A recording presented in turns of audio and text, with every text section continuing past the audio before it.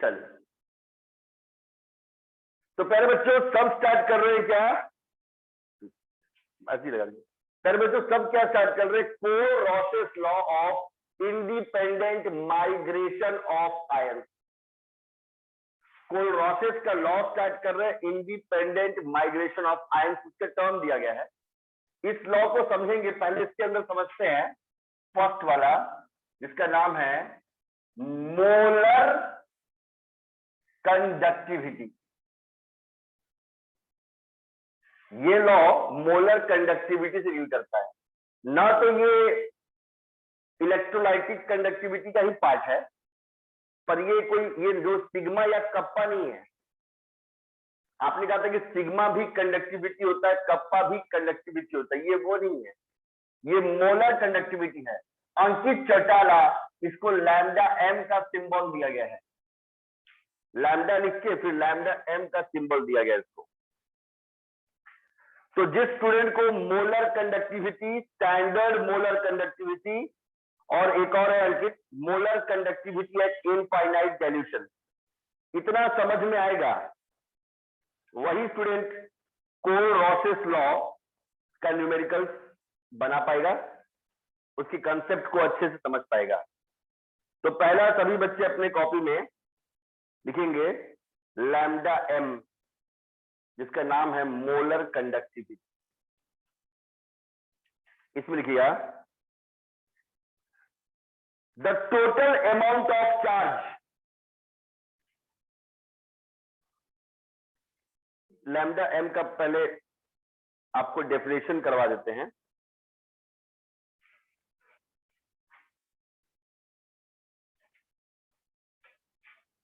The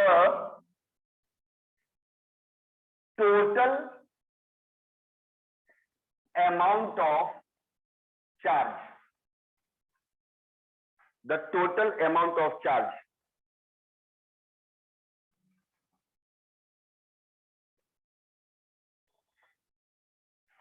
or the conducting power of all ions or the conducting power of all ions, the total amount of charge or the conducting power of all ions produced by 1 mole of an electrolyte in a solution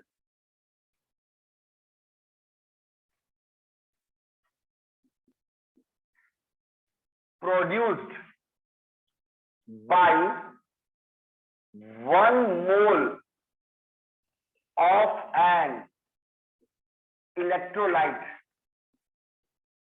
in a solution। फिर से बोल रहे हैं, check कर लीजिए। The total amount of charge और the conducting power, the total amount of charge, इंक भर ले रहे हैं, और the conducting power of all ions produced by 1 mole of an electrolyte in a solution.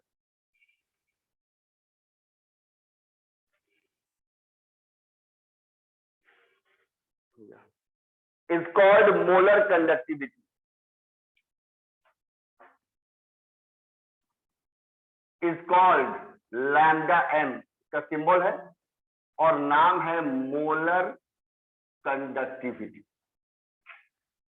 एक मोल, अंकित चल डाला, एक मोल कोई केमिकल इलेक्ट्रोलाइट का सॉल्यूशन है मेरे पास, 1 मोल, और उस 1 मोल का जो टोटल कंडक्टिंग पावर है, मतलब वो अपने अंदर जितना चार्ज पास कर सकता है नॉर्मल कंडीशंस में, उसी को बोलते हैं लैम्डा एम।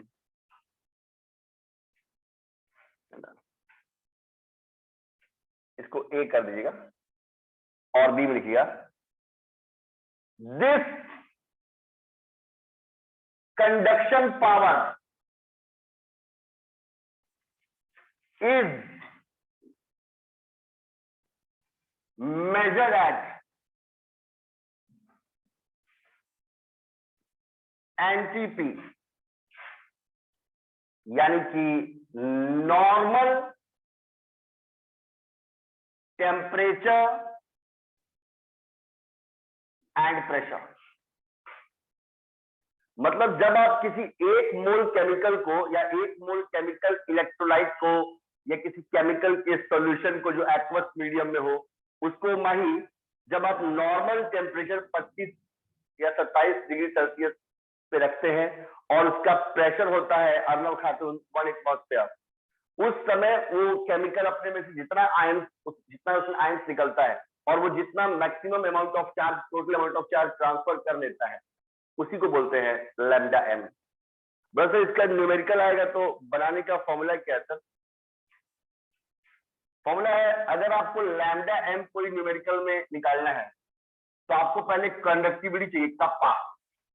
आपने कहा था केमिकल में से जो चार्ज पास होता है, जो केमिकल कंडक्टिविटी होता है, केमिकल कंडक्टिविटी, उसको कप्पा बोलते हैं।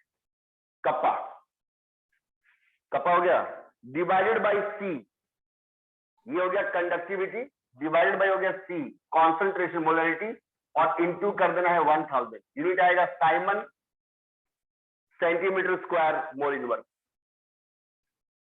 Simon centimetre square mole inverse. यहां पे अंकित चौटाला जो कप्पा है, वो कप्पा के बारे में हम बताए थे कि वो कंडक्टिविटी का ही सिंबल है जो केमिकल में से पास होता है, और जो सी है वो है एम, मोलैरिटी। ये तो आपको मालूम ही है, ये आपका है मोलैरिटी।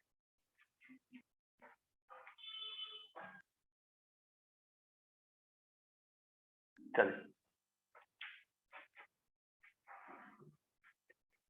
सर साइमन के बाद सेंटीमीटर नहीं लिखे हैं। साइमन के बाद में metre square, siemens centimetre square है। ओ हाँ, सब जगह न्यूमेरिकल में यही यूनिट है। अभी जो आप न्यूमेरिकल बनाएंगे उसमें भी यही है, Simon centimetre square mole inverse. 1000 से मल्टीप्लाई किए तो अब मीटर में नहीं जाएगा, सेंटीमीटर स्क्वायर में हो जाएगा। तो मेरे प्यारे स्टूडेंट्स,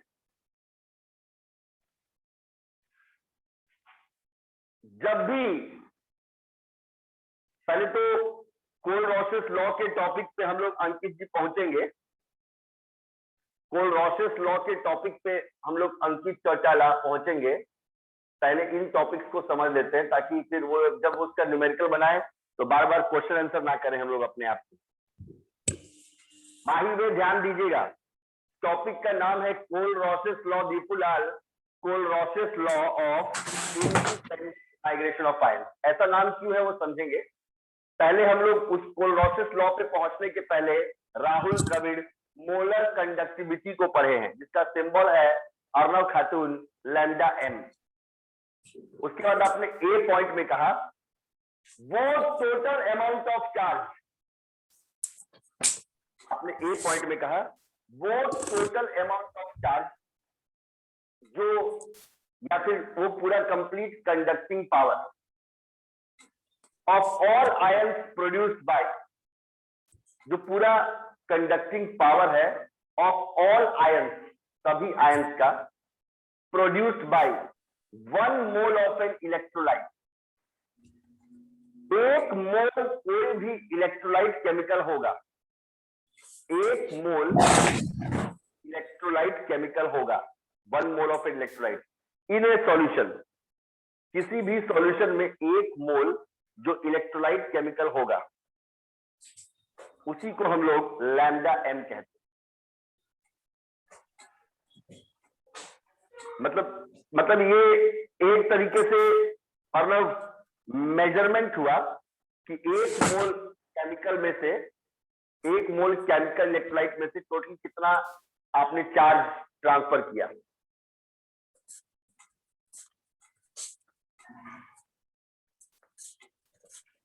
या पहले बच्चों शॉर्टकट में समझिए कि कंडक्शन पावर, कंडक्टिंग पावर क्या है सभी आयंस का। जब पूरा एक मोल सॉल्यूशन इलेक्ट्रोलाइट का टूटता है, जो उसमें जितने आयंस निकलते हैं वो कितना कंडक्ट कर पाते हैं। ये सबका हो गया।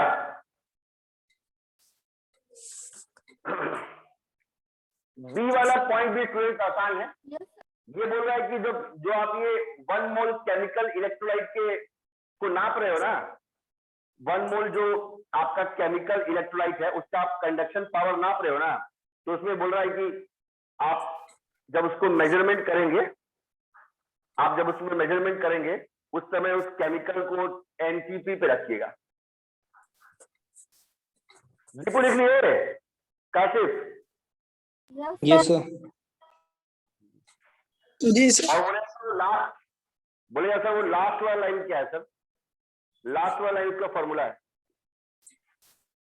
कोई भी शॉर्ट न्यूमेरिकल में अगर लैम्डा एम निकालने की बात आएगी, कोई भी शॉर्ट न्यूमेरिकल में अगर लैम्डा एम निकालने की बात आएगी, तो आपको कप्पा को, जिसका मतलब होता है कंडक्टिविटी, कप्पा को सी कॉन्सेंट्रेशन यानी कि मोलैरिटी से डिवाइड कर देना है और 1000 से मल्टीप्लाई कर देना।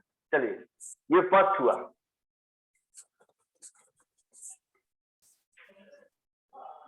चलिए प्यारे बच्चों, ये पॉइंट नंबर 1 था। अब देखिए प्यारे बच्चों, पॉइंट नंबर 2 का नाम है standard oblique limiting molar conductivity. इसका सिंबल होता है अर्नब लैम्डा एम, ऊपर में नॉट लग जाता है। पहले वाले का नाम दीपूलाल, पहले वाले का नाम सिर्फ लैम्डा एम का सिंबल उसका, पहले वाले का नाम था सिर्फ मोलर कंडक्टिविटी, राहुल द्रविड़। और अब जो पढ़ रहे हैं उसका नाम है limiting molar conductivity. Standard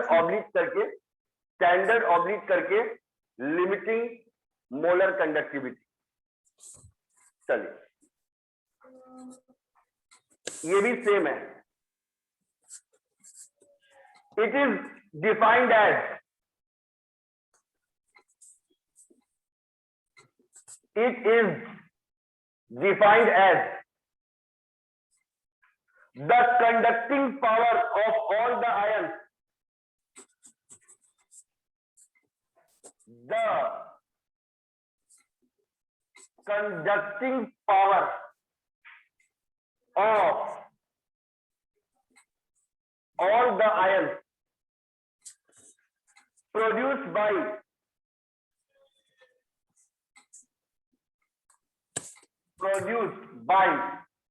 one gram mole, produced by 1 gram mole of an electrolyte,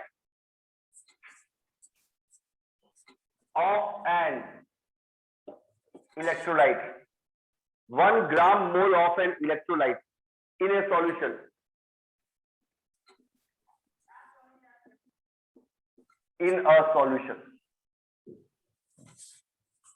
placed at, बस देखिए अंकित लास्ट में बदल गया, placed at STP,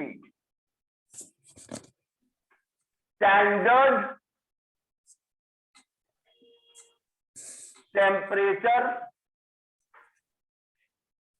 and pressure. Anisha Manna समझने का कोशिश कीजिएगा, जो लैम्डा एम है और जो लैम्डा एम नॉट है दोनों सेम ही है। ये भी कंडक्टिंग पावर नाप रहा है। एक केमिकल इलेक्ट्रोलाइट का मेरे पास सॉल्यूशन है एक्वस या मोल्टेन फॉर्म में, अर्नब खातून उसके सभी आयन छूटने के बाद कितना प्रोड्यूस करेंगे, है ना, उसका कितना कंडक्टिंग पावर आयन प्रोड्यूस करेंगे?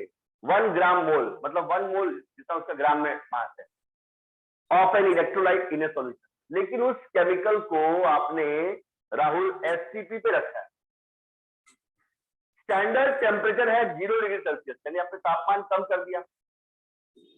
प्रीवियस टॉपिक्स में आपने पढ़ा था कि जो इलेक्ट्रोलाइट का कंडक्टिविटी है वो टेम्परेचर के साथ इंक्रीज करता है। मतलब अगर ज्यादा टेम्परेचर होगा तो इलेक्ट्रोलाइट का जो कंडक्टिविटी होगा, इलेक्ट्रोलाइटिक कंडक्टिविटी वो ज्यादा होगा। अगर टेम्परेचर कम होगा तो ये भी कम हो जाएगा। तो यहाँ पे तापमान 0 है तो उसकी कंडक्टिविटी लिमिट में हो जाती है, वो चाह के भी ज्यादा कंडक्शन नहीं कर पाएगा। इसलिए इसका नाम, इसका सिंबल थोड़ा बदल गया, लैम्डा एम नॉट, और इसका नाम स्टैंडर्ड मोलर कंडक्टिविटी भी बोल सकते हैं और लिमिटिंग मोलर कंडक्टिविटी भी बोल सकते हैं। ठीक है। थर्ड है मोलर कंडक्टिविटी सब वही है, बस नाम अलग अलग है, अलग अलग तरीका कैलकुलेट किया गया है। Molar conductivity at infinite dilution, इसका सिंबल आप बुक में देखिएगा सिर्फ लैम्डा एम करके ऊपर में इंफिनिटी है। तो अंकित को पूछेगा ना कि सर वो जो कोलरॉसेस का लॉ है वो काम किसमें करता है, वो नीचे वाला 2 में काम करता है, 2 और 3 वाले में। मतलब जब आप कोलरॉसेस का लॉ अप्लाई करेंगे उस समय स्टूडेंट्स या तो वो limiting standard limiting molar conductivity में काम करेगा, नहीं तो थर्ड वाला point molar conductivity at infinite dilution में काम करेगा। माही लैम्डा एम हो चाहे लैम्डा एम नॉट हो, अर्नव, काशिफ, रोहित शेट्टी, लैम्डा एम हो चाहे लैम्डा एम नॉट हो या लैम्डा एम इंफिनिटी हो, सब 1 मोल केमिकल का ही चार्ज है, लेकिन कंडीशन अलग अलग है। बोले सर इसका क्या कंडीशन है, आप लास्ट में लिखे हुए एट इनफाइनाइट डाइल्यूशन। कोई केमिकल इलेक्ट्रोलाइट जम जाता है जब डिस्चार्ज होता है तो उसमें पानी मिलाइए आप, पानी मिलाने पर उसके आयंस फिर से अलग अलग होंगे, वो फिर से कंडक्ट करना शुरू करेगा। इसीलिए जो घर में इन्वर्टर का बैटरी होता है जब ये पुराना हो जाता है तो एक डेफिनेट टाइम के बाद आपको उसके अंदर डिस्टिल वाटर ऐड करना पड़ता है। तो वाटर ऐड करने के बाद फिर से इसकी कंडक्शन कैपेसिटी बढ़ जाती है। तो इनफाइनाइट डाइल्यूशन, वाटर ऐड करने के बाद जब 1 मोल ऑफ केमिकल जितना चार्ज पास करता है उसे लैम्डा एम इंफिनिटी बोलते हैं, molar conductivity at infinite dilution बोलते हैं। बात समझिएगा, डेफिनेशन सेम जाएगा। It is defined as the conducting power of all the ions. It is defined as the conducting power of all the ions produced by 1 gram mole of an electrolyte in a solution after adding infinite water। इसी को बोलते हैं हम लोग infinite dilution. तो 3 तरह का है राहुल। जब आपने सिर्फ लैम्डा एम बोला तो वो 1 मोल किसी केमिकल में जितने आयन का 1 ग्राम मोल में उसी को बोलते हैं, जितना उसका 1 mole of chemical electrolyte charge pass कर सकता है। लेकिन प्रणव उसमें ध्यान दीजिएगा, प्रणव मुखर्जी, उसके लास्ट में लिखा हुआ है एट एनटीपी, जब उस केमिकल को नॉर्मल टेम्परेचर प्रेशर पे रखा गया है। सेकंड वाला भी पॉइंट अंकित वैसा ही है, बिल्कुल सेम, बस लैम्डा एम का नाम था मोलर कंडक्टिविटी और ये लैम्डा एम नॉट है प्यारे बच्चों, इसका नाम है स्टैंडर्ड या लिमिटिंग मोलर कंडक्टिविटी। ये भी 1 मोल केमिकल इलेक्ट्रोलाइट में से पास होने वाला चार्ज है, जितना कंडक्टिंग पावर उसके total ions all the ions show करते हैं 1 ग्राम मोल केमिकल में से। लेकिन इस वाले केमिकल इलेक्ट्रोलाइट में थोड़ा चार्ज कम हो जाएगा, ये लिमिट में हो जाएगा, क्योंकि आपने इसको एनटीपी नहीं एसटीपी पे रखा है, स्टैंडर्ड टेम्परेचर एंड प्रेशर। सब बच्चे पढ़े हैं एनटीपी पे 25 या 27 डिग्री सेल्सियस टेम्परेचर होता है, 298 या 300 केल्विन, और एसटीपी पे स्टैंडर्ड टेम्परेचर होता है प्रणव 0 डिग्री सेल्सियस 273 केल्विन। तो इसका चार्ज तो कुछ थोड़ा कम होगा ही, क्योंकि सब बच्चे निकालते हैं कि जब इलेक्ट्रोलाइट का कंडक्टिविटी होता है ना सर, तो उसमें टेम्परेचर पे डिपेंड करता है वो, और वो इंक्रीज करता है विद इंक्रीजिंग टेम्परेचर। तो 0 डिग्री सेल्सियस पे कम होगा, 25 पे ज्यादा होगा। और ये तीसरा वाला, तीसरे वाले का नाम है, जैसे इसका नाम स्टैंडर्ड या लिमिटिंग मोलर कंडक्टिविटी था, वैसे इसका नाम है molar conductivity at infinite dilution. इसका सिंबल है लैम्डा एम, ऊपर में इंफिनिटी। इसमें आपने क्या बताया, ये भी कंडक्टिंग पावर है सभी आयंस का जो प्रोड्यूस होते हैं 1 ग्राम मोल या 1 मोल केमिकल इलेक्ट्रोलाइट में से, उसके सॉल्यूशन में से। पर माही इसको तब नापेंगे आफ्टर एडिंग इनफाइनाइट वाटर, जब उसके अंदर आप बहुत सारा पानी मिला देंगे। नापना नहीं है इनफाइनाइट वाटर, जब उस केमिकल का आप कर देंगे इनफाइनाइट डाइल्यूशन, उसके बाद का चार्ज। अब देखिए लॉ क्या कहता है।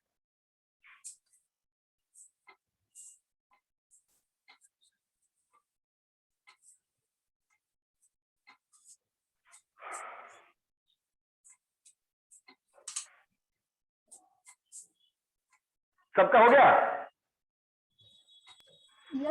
Yes, sir.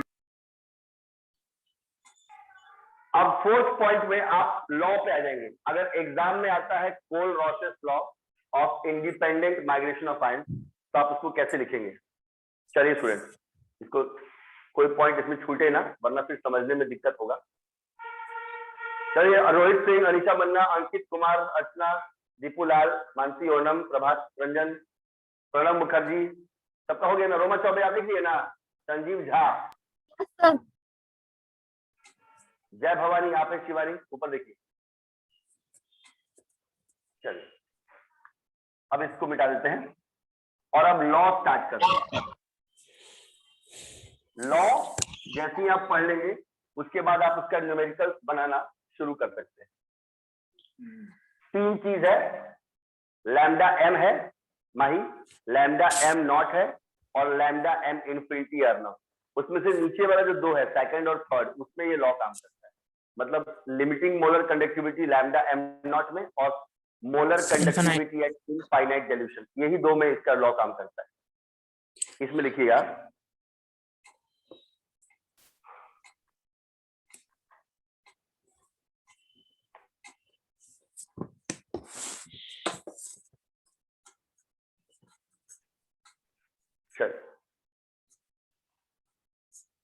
पॉइंट नंबर 4 में लिखिएगा, अकॉर्डिंग टू कोल-रॉसेस लॉ,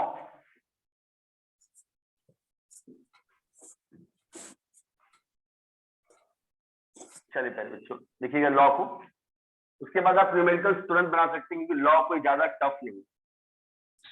इसका सबसे मेन नर्स इक्वेशन है, according to Kohlrausch's law limiting molar conductivity, limiting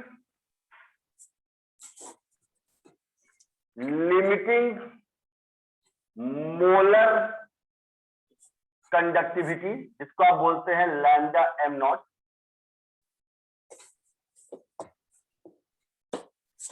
of an electrolyte,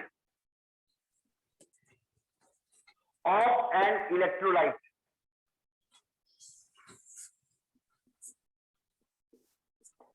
of an electrolyte.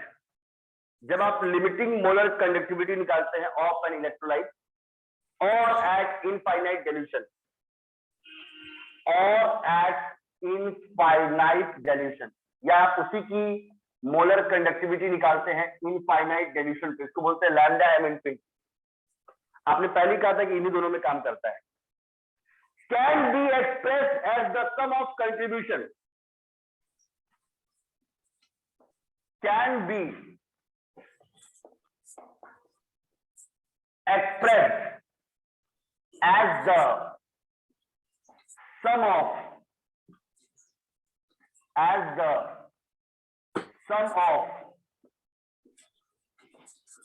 contribution of all individual ions, can be expressed as the sum of contribution of all individual ions. Full stop. If molar conductivity of cation is lambda m naught plus, if molar conductivity of cation, मतलब अगर positive ion का, if molar conductivity of cation is lambda m naught plus या फिर lambda m infinity plus, and molar conductivity and molar conductivity of anion is lambda m naught minus या फिर lambda m infinity minus। अगर cation वाले का charge उतना दिया हुआ है और एनायन का इतना दिया हुआ है, then the law of independent migration of ion is, then the law of independent migration of ion is, जैसे कोई को निकालना है लैम्डा एम नॉट NaCl का निकाल के दिखाओ, तो कोहेरेसिस बोलते हैं कि जब आप पूरे इलेक्ट्रोलाइट का लिमिटिंग मोलर कंडक्टिविटी या इनफाइनाइट सॉल्यूशन पे निकालते हो, तो इसके दोनों आयंस को, इंडिविजुअल आयंस को जोड़ देना है। क्या हो जाएगा? Lambda M not Na plus plus lambda M not Cl minus.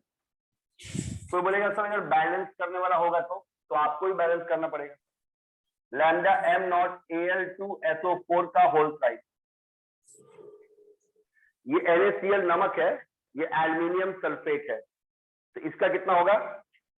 Lambda M not aluminium पे +3 plus lambda M not sulphate पे -2। एल्यूमिनियम 2 बार है तो इसका वाला 2 से मिलता जाएगा, सल्फेट 3 बार है तो इसका वाला 3 से मिलता जाएगा। Lambda M not AlCl3, aluminium, ये जरूरी नहीं कि नॉट ही हो, उसके बदले इन्फिनिटी भी हो सकता है। लैम्डा एम इन्फिनिटी AlCl3 का निकालो, तो आपको निकालना पड़ेगा लैम्डा एम इन्फिनिटी Al पे +3 और लैम्डा एम इन्फिनिटी Cl पे -1। एल्यूमिनियम पे +3 और Cl पे है -1। एल्यूमिनियम +3 है, एल्यूमिनियम पे +3 है, ये एक ही बार है, और Cl पे -1 ये 3 बार है, तो इसके आगे मल्टीप्लाई हो जाएगा 3। बहुत ही सिंपल लॉ है स्टूडेंट, आप कोहेरेसिस लॉ को ध्यान से देखिए ताकि इसके न्यूमेरिकल्स को जब बनाएं उस समय ज्यादा क्वेश्चन आंसर नहीं होना चाहिए, आप इसके न्यूमेरिकल को बहुत फास्ट में बना सकते हैं। ध्यान दीजिएगा, कोहेरेसिस लॉ लिमिटिंग मोलर कंडक्टिविटी का लैम्डा एम नॉट मतलब बताता है कि जो लिमिटिंग मोलर कंडक्टिविटी है लैम्डा एम नॉट किसी इलेक्ट्रोलाइट का या फिर उसका इनफाइनाइट सॉल्यूशन का मोलर कंडक्टिविटी है लैम्डा एम इन्फिनिटी, इसको हम लोग एक्सप्रेस कर सकते हैं, किसी केमिकल के लिए निकाल सकते हैं as the sum of contribution of all individual ions. उस केमिकल के अंदर जितने भी पॉजिटिव आयंस है और नेगेटिव आयंस सबको जोड़ देना पड़ेगा। अगर मोलर कंडक्टिविटी केटायन का लैम्डा एम नॉट प्लस या लैम्डा एम इन्फिनिटी प्लस है और मोलर कंडक्टिविटी ऑफ एनायन का लैम्डा एम नॉट माइनस या लैम्डा एम इन्फिनिटी माइनस है, तो ये law of independent migration of ions कहता है, जैसे इसका निकालना है लैम्डा एम नॉट NaCl का, तो lambda M not Na plus plus lambda M not Cl minus. अगर इसका निकालना है लैम्डा एम नॉट Al2SO4 के होल साइज का, तो lambda M not Al plus 3 2 से मिलता जाएगा और लैम्डा एम नॉट सल्फेट को होता है -2, पर ये 3 बार है तो 3 से मिलता जाएगा।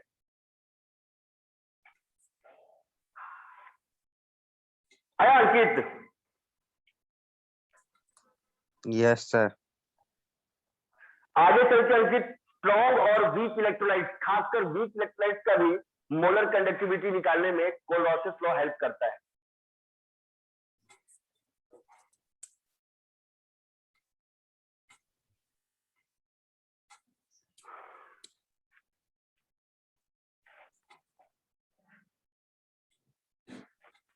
कोहेरेसिस लॉ के न्यूमेरिकल्स में हमेशा आपको कोई एक पूरा केमिकल देगा, उसमें केटायन और एनायन का इंफॉर्मेशन आपको दे देगा और उसके बाद आपको निकालने के लिए बोलेगा कि आप इसका टोटल मोलर कंडक्टिविटी निकालिए। इसका एक 1 मार्क्स ऑब्जेक्टिव में क्वेश्चन आता है और एक 3 मार्क्स में आता है सब्जेक्टिव में question.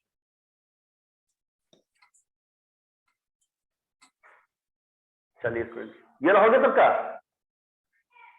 Yes sir.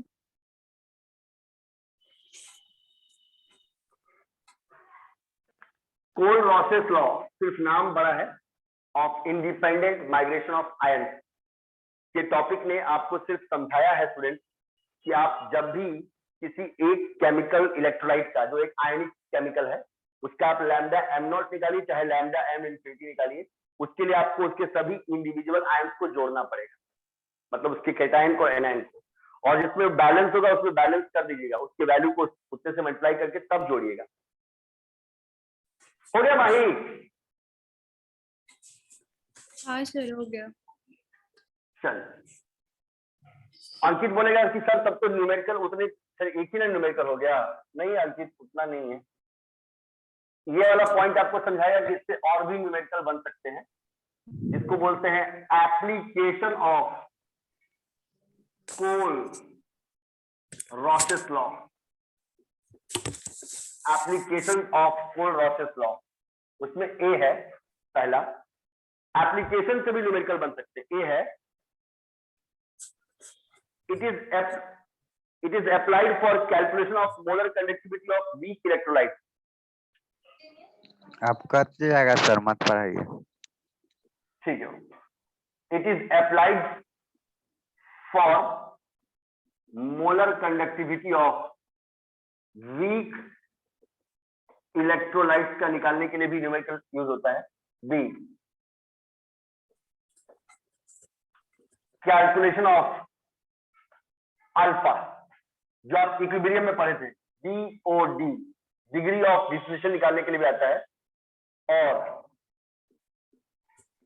Calculation of KA, इसको बोलते हैं डिसोसिएशन कांस्टेंट, मतलब इसका भी न्यूमेरिकल बनाने के लिए यूज आता है। शीट का ना सर के? हाँ, वीक एसिड का। इसको अप्लाई करते हैं हम लोग लैम्डा एम निकालने के लिए, मोलर कंडक्टिविटी निकालने के लिए वीक इलेक्ट्रोलाइट का। दूसरा अल्फा निकालने के लिए इसको बोलते हैं DOD डिग्री ऑफ डिसोसिएशन निकालने के लिए यूज आता है, और लास्ट है KA निकालने के लिए। एक और बस जो